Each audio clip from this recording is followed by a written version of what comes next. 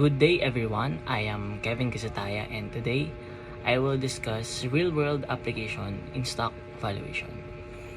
So, ang stock valuation simply is aalamin mo lang kung ano yung tunay na value ng shares ng isang company.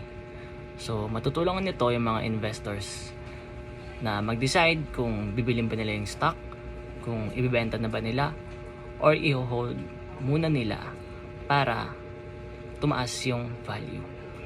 So, ang process nito ay importante dahil mabawasan nito yung risk at saka matutulungan tayo nito na ma-reach natin yung long-term financial decisions. Meron tayong mga ginagamit na valuation methods para malaman natin yung true value ng share ng isang kumpanya. Una dito is yung discounted cash flow method or yung DCF. Next is yung price to earning ratio. And the other one is yung dividend discount model. So, sa mga valuation methods na ito, malalaman natin kung isang stock is undervalued, overvalued, or fairly priced lang. So, dito naman sa DCF, yung discounted cash flow value, malalaman natin kung ano yung value ng isang kumpanya based sa kanyang future cash flows. Ang future cash flow natin, yung future money natin is di-discount siya sa today's value. Dahil nga, 'di ba, ang pera natin is habang tumatagal, bumababa rin ang value. Halimbawa, yung 1,000 peso ngayon, pwede siyang maging 800 peso na lang yung value. Ito naman, ginagamit tong ng mga investors para malaman yung growth ng isang kumpanya. And also, ma-check nila kung long-term ba yung magiging profit. Ayun. Next naman is yung dividend discount model or yung DDM. So, dito naman, binavalue natin yung stock depende sa dividend na ibibigay niya in the future.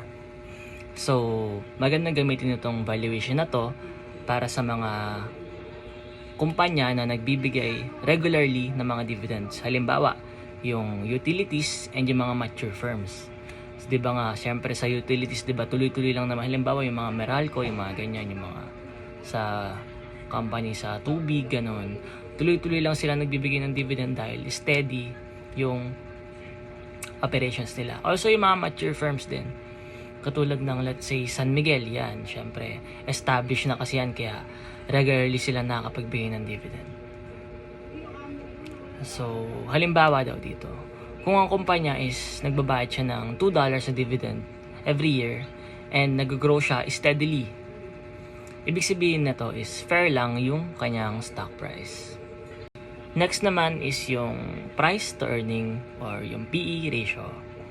So, dito naman sa price to earning ratio is kino-compare niya yung stock price to its earnings per share o yung EPS.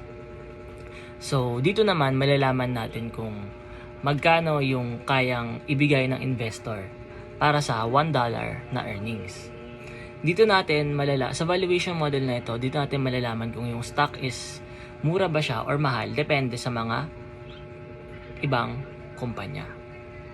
Halimbawa daw dito is meron tayong price to earning ratio na 10. Ibig sabihin nun is yung investors willing silang mag-pay ng $10 para sa $1 na earnings, which is mura. Kesa dito sa may price to earning ratio na 30, kung saan ang investors is willing silang magbigay ng $30 para sa $1 na earning, which is mas mahal.